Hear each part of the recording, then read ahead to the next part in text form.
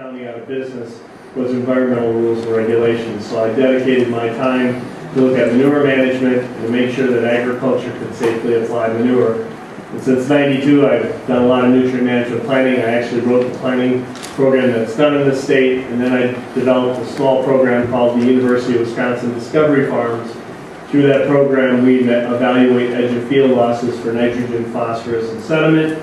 We've done over 200 site years of data investigation so that we could look at farming systems, weather conditions to determine what losses were. And so I've been very fortunate to work around the state to do that.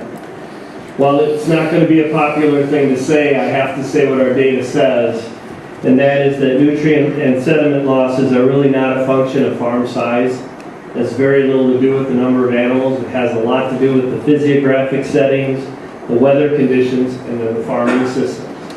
You can do everything perfect and get bad weather in the spring, and you can look like a moron for doing everything exactly right if you get a 4-inch rain on the wrong day.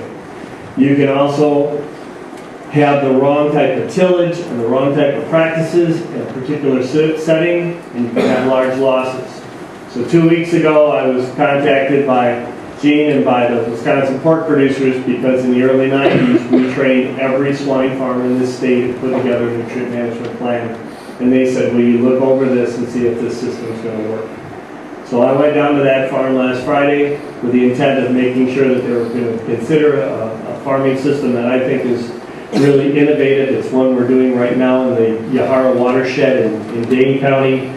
And I was surprised to find out that they had already adopted that system. And my concern is that I say very closely, you can't look at another county, you can't look at another state and say, look at the challenges there, it's going to be the same here.